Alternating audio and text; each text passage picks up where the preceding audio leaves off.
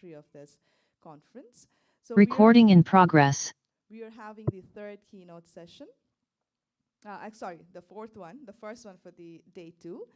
And for the audience who are in the auditorium and the audience who are joining us online, for all of your convenience, I'd like to say we have a very esteemed speaker for today's session 4 of Keynote, Professor Dr. Hayward Derrick Horton. It's our pleasure, Professor, to have you with us at this hour, at your inconvenient hour and our convenient hour, to share your thoughts and listen to your academic experience. His keynote speech will be on critical demography and the new frontier in the study of diabetes in Bangladesh. So he'll be covering our public health front. That is one of the tracks in the international conference that we are holding today. Professor is in the Department of Sociology, College of Integrated Health Sciences. He's also part of Department of Health Policy, Management and Behavior, University at Albany, State University of New York, and he's also the former president of Association of Black Sociologists USA.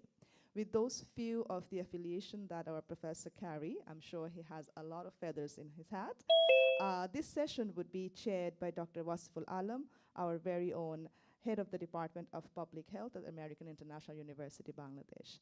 So I will be handing over the session to Professor Dr. Alam, and Dr. Alam will take it forward. Just to give a skeleton of the way we are going to look into the keynote is that Dr. Alam would be taking over. He will be introducing, and then it will be given to the keynote speaker to have his speech. And after that, we might have a question-answer round and critical opinion round. All this has to be managed within 30 minutes. Thank you very much. It's over to you, Mr. Dr. Alam. 30 minutes is the session. 30 minutes. Professor Horton, good morning, good evening. Good morning and good evening. Good evening. How are you doing, sir? Doing well. All right. Good to see you here. Well, physically not here, but you are here with us today. I know you wanted to be here physically, but because of some family crisis, you couldn't come. We are looking forward to seeing you, Professor Horton, soon. So Professor Horton, as many of you may have seen from his bio from our brochure of the booklet of our conference, he is very well known. He is an international figure in his social and demography science. The reason he wanted to look into the diabetes, critical demography of diabetes for the Bangladeshi population is very interesting. He and I have been in contact with Tasnia for now over 1 year. And the very first thing that I asked him that why are you interested in diabetes in Bangladesh? Because he is from New York, right? He is from New York. He lived all his life in New York. So why in Bangladesh? So he gave me a very good answer. He said that, hey, I don't know. He asked me, I don't know, have you ever been to New York, Jackson Heights? I said, yeah, sure. Why not? Hundreds of times. He said, when I go there, I see Bangladesh there.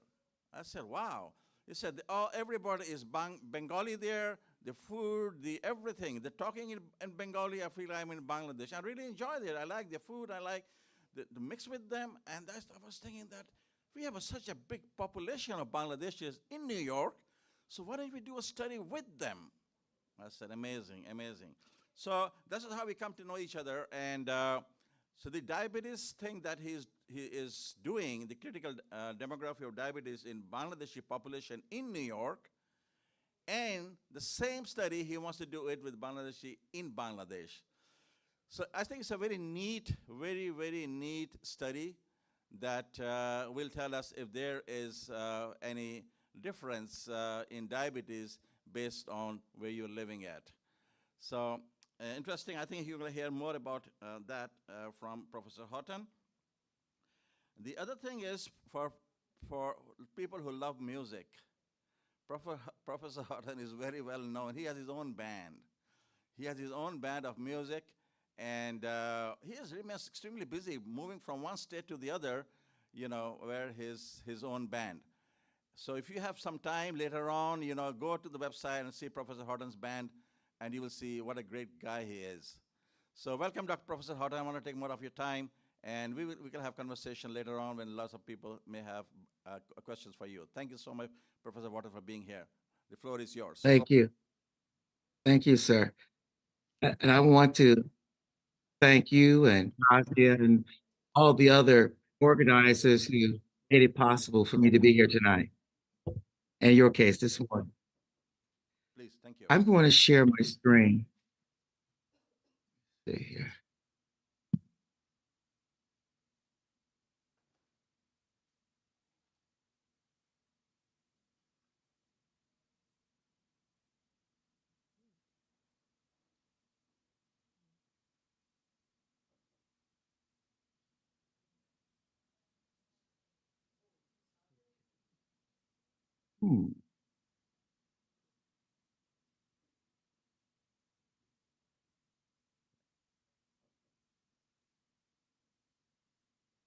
Okay.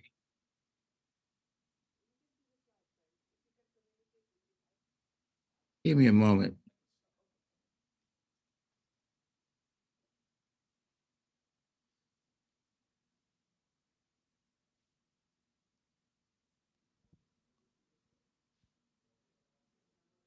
There you are. It took me a moment to kind of You're fine. You're fine. figure out how to work technology, but again, our study of demography, the new frontier in the study of diabetes in Bangladesh.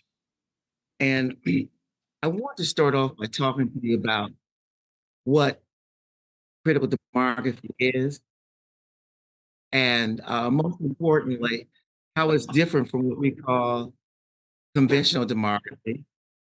And finally, I want to talk about how critical demography can help us in terms of having a whole new approach to the study of diabetes in Bangladesh. Now, I have to start about 30 years ago.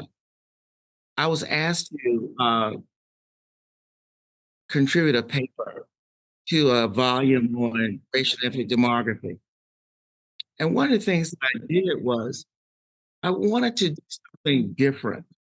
And I saw one of the problems in the study of demography was that there was a reluctance of demographers to actually use the term racism in its analysis. And so I used a paper entitled Toward a Critical Demography of Race and Ethnicity, Introduction of the R Word. Well, this paper caused an explosion.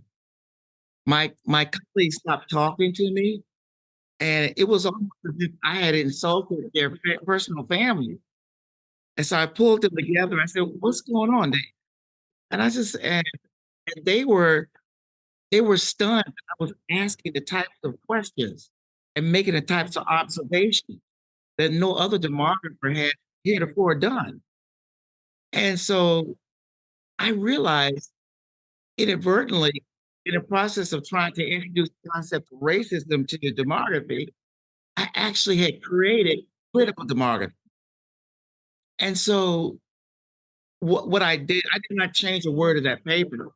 What I did was I wrote a second paper, which I called it Kinder, Gentler, Younger Brother. And they found that to be more palatable. But I realized I had a whole new paradigm to develop and to spread throughout the academic world. And so we think about critical demography. Basically, critical demography talks about uh, how the social structure differentiates between dominant and subordinate population. And so, in other words, we have to look beyond the surface.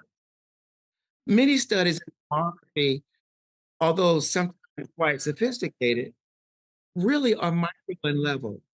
In other words, they're looking at individuals, looking at characteristics, but they tend to ignore the context within which social phenomena occur. And what critical demography does, it looks beneath the surface.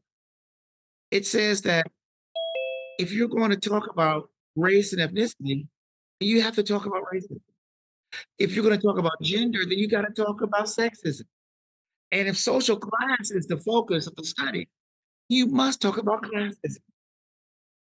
Or perhaps even more so, what critical democracy does is to open the doors. It allows for the inclusion of ideas, concepts, theories, methodology that heretofore were not even allowed in what I call conventional demography. And this was a revolution because all of a sudden, scholars from different fields were coming to me and say, you know, with the idea of critical demography, I can see myself doing demography. I never thought of that before. And so it allowed for greater imagination and and more creativity. But most importantly, looking more at the heart of some of the problems that impact society, any society. To give you an idea, we thought it's important to really distinguish critical demography from conventional demography. First, critical demography is analytical, where conventional demography is descriptive. What that means is that whereas conventional demography focuses on what, critical demography asks the question of why. And if you can't get to the why, you can't really solve the problem. Whereas conventional demography is data driven, critical demography is theory driven. Many things that you hear many conventional demographers say is that the data speak for themselves. And I'm here to tell you that the data do not speak for themselves. To the contrary, we as scientists impose meaning on data. And it's with theory that helps to guide what we're doing. And oftentimes that data, our finding, our analyses can help to refine that theory. But it's the theory that gives us the direction. Thirdly, whereas conventional demography is assumptive, critical demography is reflective. And sidebar, excuse me, my voice is a little raspy. I'm wrestling with a touch of bronchitis. So please try to ignore the rest of it. I'll try to keep my throat hydrated. So anyway, assumptive. In other words, conventional demography assumes that things are the way they are because that's the way they're supposed to be. What being reflective, critical demography not only questions why, but even questions the creators, the generators of the knowledge. For instance, one of the reasons why a conventional demography ignored the issue of racism was because most of the demographers were middle-aged white males. These are the individuals who benefit most from the existing social order. So why would they question? Why would they question? Critical demography, not only do we look at circumstances, we look behind the curtain and look at the individuals or the players who are generating the knowledge and question that. Finally, critical demography challenges the status quo, while conventional demography supports the status quo. Even if it's tacit, in other words, even if it's unspoken. For instance, one of the things that was a common thread in demography when their models wouldn't explain anything, particularly when it comes to race and ethnicity, they would say, "Oh well, it must be the culture of the subordinate group." And you see the fallacy in that, and it's something that I teach my students, and something that is part of critical demography is the fact that culture only exists because of a social structure. Once you understand the social structure, then the culture makes sense.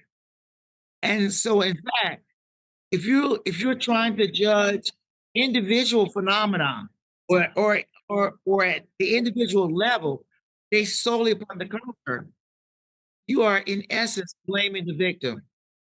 You're saying, "Oh, that's just the way these people are," as opposed to looking at the social structure and understand how the social structure dictated the structure or the development of a culture. So critical democracy is so innovative because it does the challenge the status quo. In the case of looking at race and ethnicity, it says you gotta look at racism, white privilege, and white supremacy before you can even understand the demographic phenomena that you're looking at.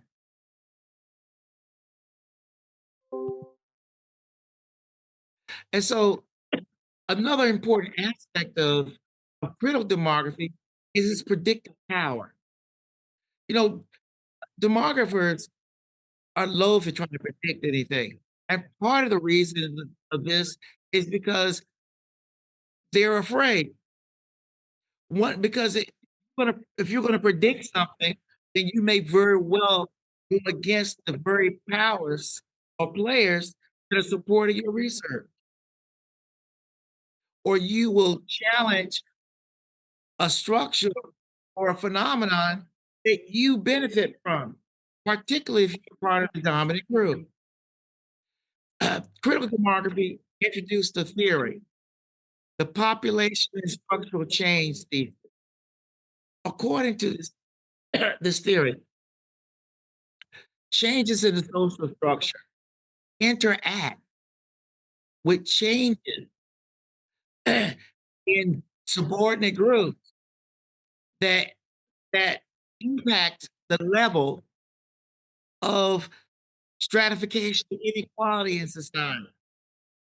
So if the focus is race, then it's going to impact racism. If the focus is class, it's going to impact classism. If the focus is gender, it's going to impact the level of sexism. so another aspect of population structural change is understand the concepts population control and population power. When we talk about population control refers to actions by the dominant group to limit the size, mobility, and citizenship of subordinate populations. Population power refers to the ability to exercise control and to change the social structure to maintain those advantages for the dominant population. Let me give you a stark example. You see, the population and structural change cases 30 years ago explained exactly and predicted what we're going through in the United States today with these draconian immigration policies. So in essence, the problem in the United States is partly is a demographic one. The dominant population, which happens to be white, is decreasing in number. Why? Because more whites are dying than being born. All these subordinate groups are growing fast. And so it's long been predicted by 2050, the dominant white population in the United States will be a demographic minority. Now, I say demographic minority because it's important to note that in reality, a demographic minority is not the same as a sociological minority. Because you see, the majority in any society, irrespective of size, is the group that controls the wealth, status, and power. For a long time in South Africa, the white population, although it was only 10% of the total population demographically, it was a majority because they controlled the wealth, status, and power. In the United States, historically, white population has and continues to be the dominant group because they control the wealth, status, and power. But there's a fear of the change. So what are we seeing? We're seeing the ICE agency basically kicking in doors, kidnapping people, or snatching people out of vehicles. We're seeing how the government is using its population power to force universities to eliminate their DEI policies and or to deny access to non-European persons. They're trying to encourage more immigration from European countries. And finally, they are removing from federal government persons who are non-European, particularly persons who are Black, from key positions of power. And again, population control, population power helps us to understand what's going on. I predicted this 30 years ago, and now it's coming to pass. Critical demography is important because not only is it the power of analysis, because of its power of prediction. Allow me to give you an example closer to home. Let's look at conventional demography and look at a study of diabetes in Bangladesh. This is a recent study published in July of this year and by organization science that identified the fact that diabetes is a crisis, a very significant crisis. But once again, a very important study using the Bangladesh Demographic and Health Survey from 2017 and 2018. Quality data, but it's a micro level focus. It focuses on individual awareness, treatment, and control. What were the key findings? Well, first of all, they found that there's a higher prevalence in diabetes in men, older adult, urban resident, and overweight individuals. And they also noted that awareness and treatment increased with age and socioeconomic status. They also note the key hotspots for diabetes in Bangladesh are Dhaka and Wasiful. A quality study, an important study, but it is conventional. It doesn't get to the why. One of the interesting things, in order for us to truly understand social phenomena, we've got to be willing to use a socio-historical perspective. We've got to look at time. You see, one of the interesting things is that often we're trained to have blinder, to look narrowly at subjects, as opposed to trying to connect the dots and look broadly. This is what this is what critical demography does. Here's how critical demography will approach the issue of diabetes. A critical demography of diabetes will ask more probing questions. They'll ask questions about the healthcare system and access. How does the system determine who has access to care? Because you see, more broadly than what's happening in diabetes is what's happening more generally with the healthcare system and who has access to it. Clearly, that's going to impact who's likely to get treatment for diabetes.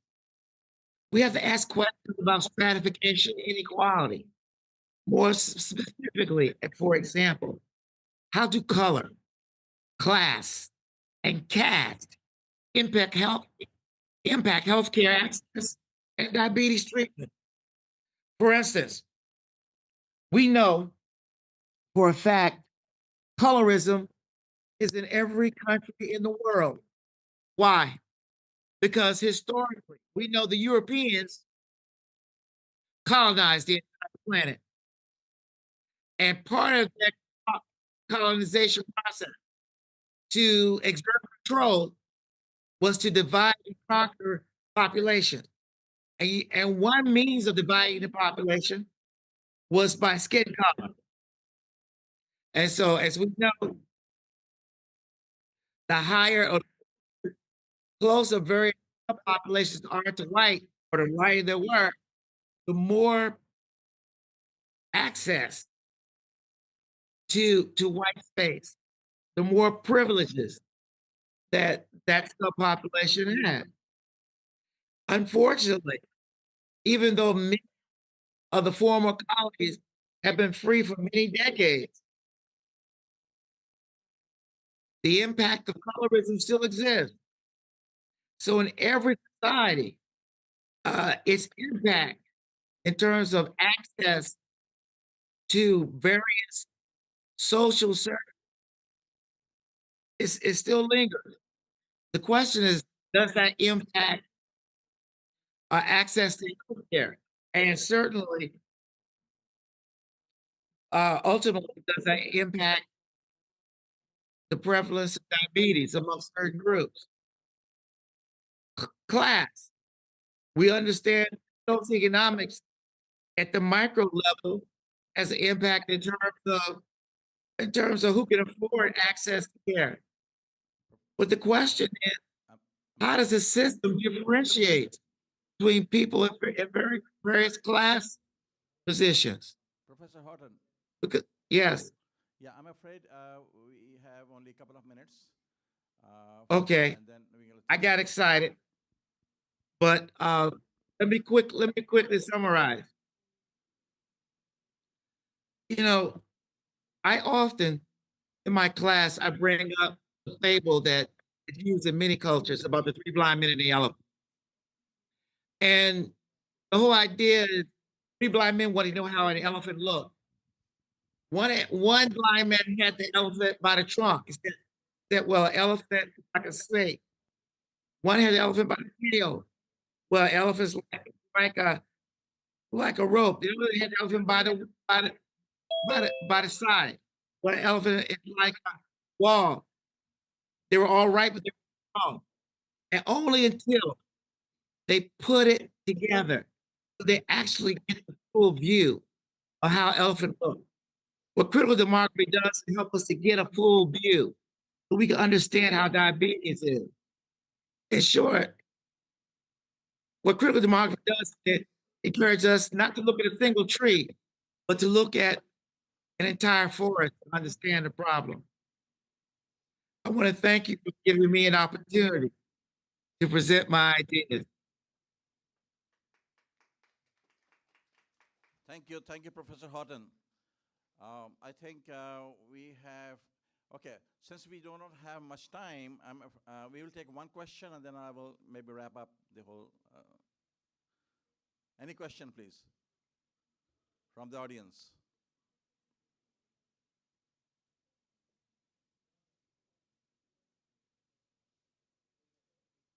You have something? Do you see your hand raised? No. Looks like Professor Horton, everything was very clear.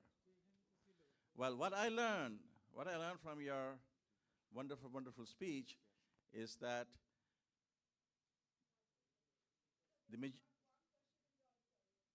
okay, there's one question. Okay, please, the microphone there. Thank you for the wonderful presentation. It enlightened us a lot. So my question is, where do you see the roles of leadership? An excellent question. one of the things that critical demography does, it provides leadership at the societal, community, and the individual levels. That leadership is most important, I argue, at the community level. And one of the things that we will do in our study of Bangladesh to partner with those leaders so that we can better get out the message on how to manage and treat diabetes. But most importantly, respecting that leadership because they're the ones that the people look to. Thank you for your question. Thank you. Any other? Any other question from the audience, please? Okay, lovely. So the thing that I was trying to mention is the majority of the population, I learned from you, is majority of the population is not really the number of people, is about who has the power. And the power is controlled by who has the wealth. So looking into the aspects of Bangladeshis in New York, you know, Bangladeshis are a minority there, but the way it's moving in, though they are minorities, they're getting they're doing very well. They're getting into businesses and they're everywhere. I mean, I'm surprised what I saw like 20 years or 25 years of what I see now. Lots of businesses are owned by Bangladeshis, real estate, petrol stations, gas stations, you know, restaurants, here and there, companies, big companies. So I don't, you know, maybe in few more years, we may see a mayor from Bangladesh, right? That's where the power comes. So that's then people, this is the majority, right? Absolutely. Absolutely. So we already New York, have a mayor of New York who is from this part of the world. that's So maybe right. next time will be Bangladeshi mayor. Thank you, Professor Horton. Thank you. Professor Horton and AIU, by the way, AIUB, we have an MOU with the University of Albany, a 5 years contract with them, where we're going to do lots of research besides this diabetes, and we are welcoming Professor Horton to be here in Bangladesh pretty soon. He wanted to be here actually the last month, but because of family crisis, his wife is really, really sick, so we're planning to be somewhere early next year. So Professor Horton, we want you here. We want you to be with us. And not only diabetes research, we'll do many others with you. Thank you, sir. Thank you. I appreciate that. Thank you. Thank you for the opportunity.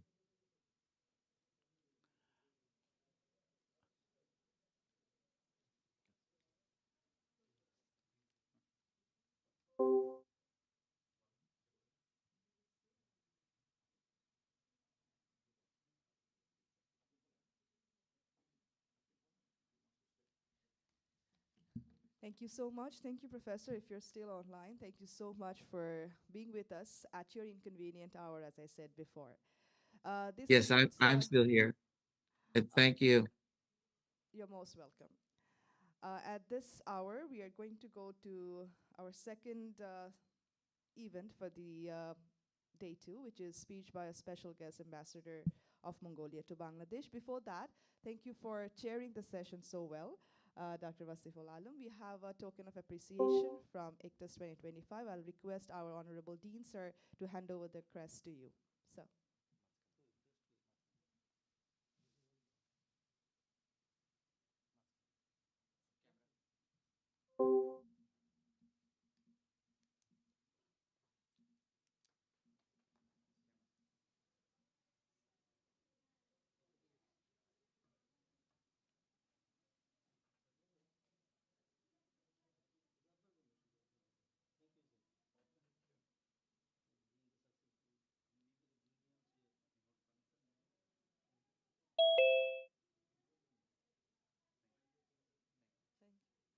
Thank you, sir. Thank you for giving the crest. We also have a small gift bag for Alam, sir, Wasiful Alam, sir. Thank you. Thank you so much. All right.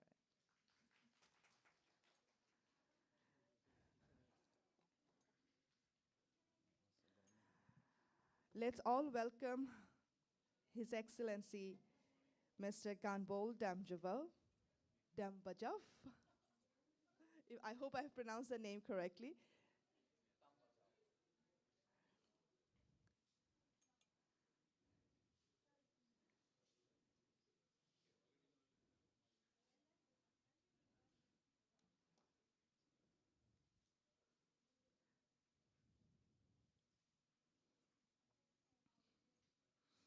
Thank you, Your Excellency, for coming and joining us. It's my great pleasure and an honor to welcome you to this international conference on challenges in arts and social sciences, challenges and trends in arts and social sciences. In short, we are calling it ICCTASS 2025. This is the second international conference held by the Faculty of Arts and Social Sciences. This is the second day. We had an entire day yesterday with this conference. At this time, we'd like to welcome again, formally, with all our distinguished participants and guests, His Excellency Mr. Ganbol Dambajav, Ambassador of Mongolia to Bangladesh. Will I all call you on stage, or Ambassador will come and give the speech? All right. So as I said, it's my extreme pleasure and respectfully, with all our heart, that we would like to call His Excellency up on this stage and share his views on conference and how he is looking into the collaboration of Mongolia and Bangladesh. His Excellency, if you can take the podium.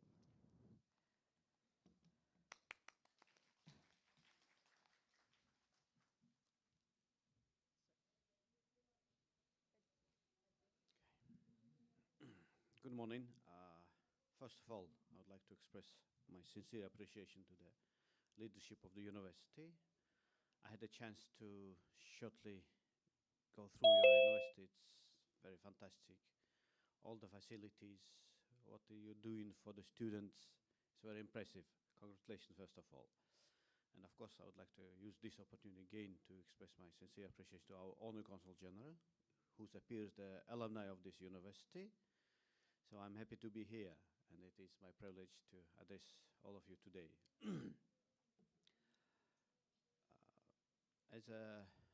Our bilateral relations was established 51 years ago, and our two countries enjoying the friendly relations. About the Mongolia, who we are. Mongolia is a country which is located in northeast. We are sandwiched between Russia and China. And due to our geopolitical location, the relations with our immediate neighbors, big powers like Russia and China, is priority in our foreign policy. But at the same time, we have a concept of the third neighbor in our foreign policy, which refers to countries, all countries, and the United Nations. So within this concept, the Bangladesh plays a very important role, given its strategic location, and we consider Bangladesh as our important third neighbor in this region, and we are looking to expand, enrich our bilateral relations. Personally, I believe there are a lot of opportunities for us, for our both countries, and I'm happy that during this visit to Dhaka, yesterday, we've signed the agreement for the abolition of visa requirements for the holders of diplomatic and official passports. I see it as one of the steps to develop and deepen our bilateral relations. Of course, in the modern days, every country is looking forward to develop its relations and cooperation with neighbors, other countries in economic terms, which is very common in the modern world. So I personally believe that there are a lot of opportunities between our two countries to develop our economic and trade cooperation, even though we have distance in a geological area, but we see that we can use this as an opportunity for us too.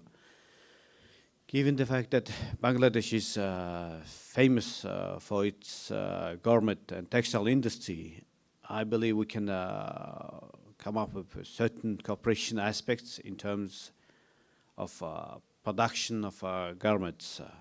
Mongolia, as you're probably aware, is alone by itself we're providing up to 78% of the world raw cashmere.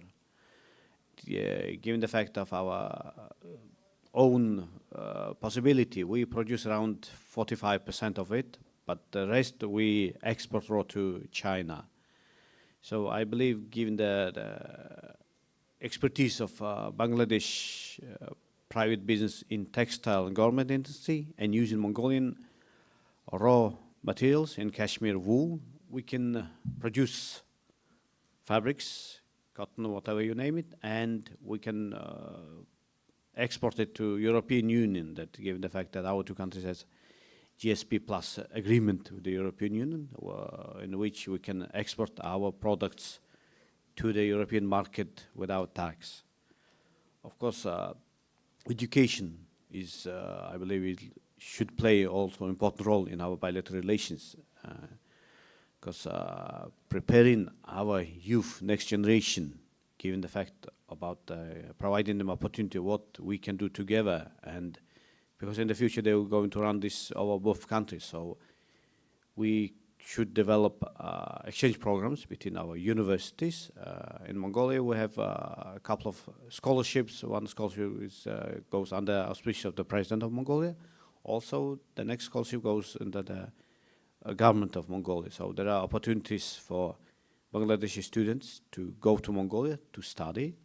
We have our National University of Medical Sciences, which is up to 70% of the curriculum is teaching in English. So there are opportunity for Bangladeshi students to go to Mongolia. I believe at the university level, we can come up with cooperation proposals.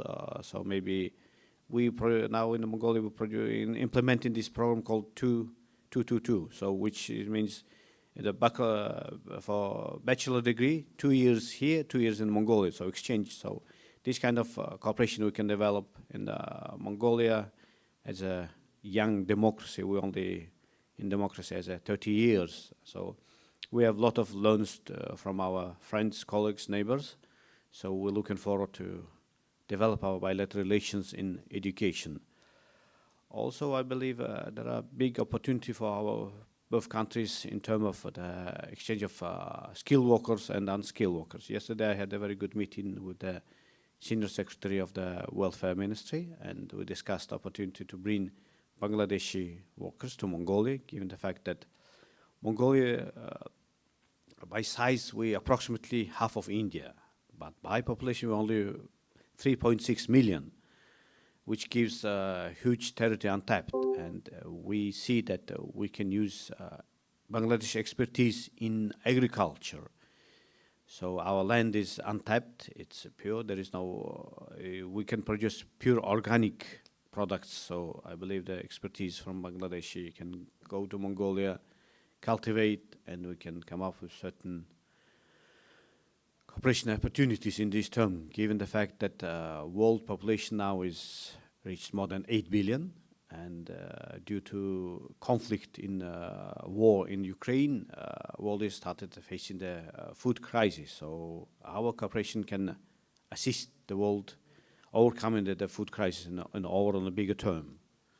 Of course, there are big demand for workforce in Mongolia, given the construction boom now we're going through in Mongolia. Also, the development of infrastructure, roads and railways. So there are a lot of opportunities. Yesterday, we had a very good evening with the inauguration of book of Mongolian famous poet.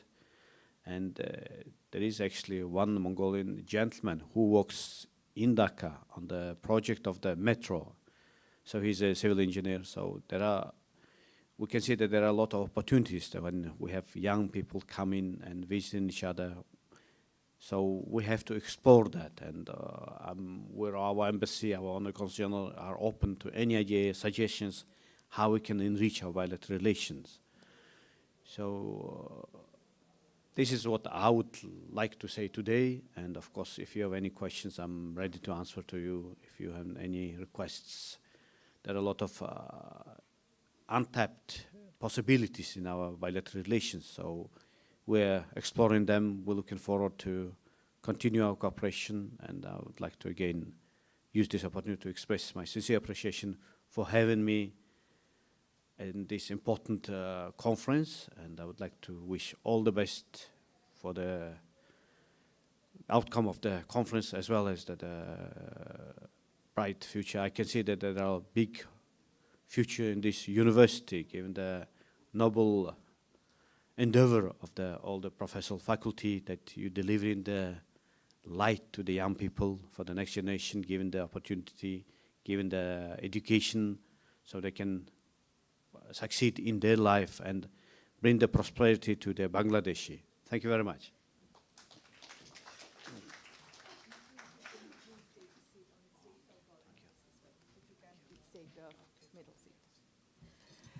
Thank you so much, Ambassador. It was an enlightening experience for us to hear it from you, and the collaboration that you've talked about. We believe we are in the process, or we will be soon seeing academic exchanges and collaboration with Mongolia and Bangladesh. It's an opportunity to listen it from you so that we can work on it in further academic bridges and exchange programs and views, and also in industrial innovation with Mongolia and Bangladesh. Thank you so much. At this point, we also have it's an honor to welcome Ms. Nasreen Fatima Awal, Honorary Consul General of Mongolia to Bangladesh, and I'll request Madam to come on stage, take the podium. Along with her, I'll also request Dr. Carmen Zitlamagna, our member Board of Trustees of AIUB. Along with that, we have our Honorable Vice Chancellor, Sir, Dr. Saiful Islam, Sir, to also please come on stage. We have our respected Pro-Vice Chancellor, Sir, Dr. Abdul Rahman, Sir, also to come on stage. And we have our respected Dean, Faculty of Arts and Social Sciences, also to take the stage, Sir. We'll have an official photo session and a token of appreciation from American International University, Bangladesh.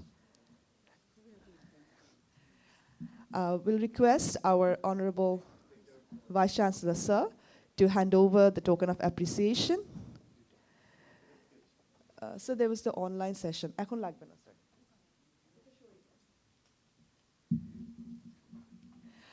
I'll request our respected Vice Chancellor, Sir, to hand over the small token of appreciation to His Excellency. We also have a small gift bag from American International University for Ambassador.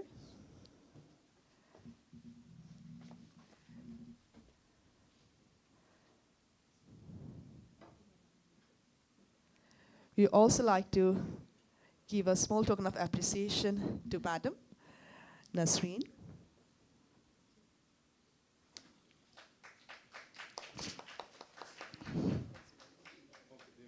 Thank you so much. Oh, okay.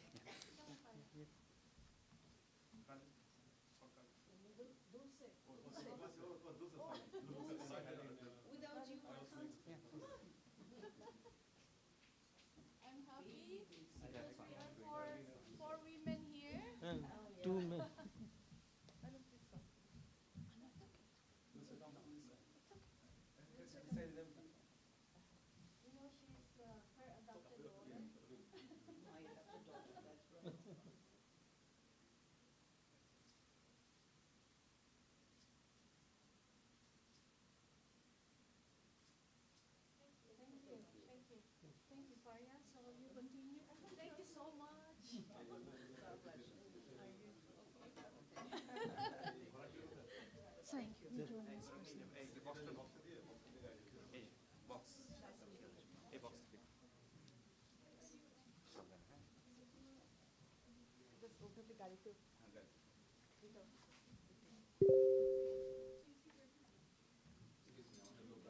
আসছেন আচ্ছা এখানে রাখেন আমাদের লোক আসে নিয়ে যাবে সাবধানে হাতে ওঠেন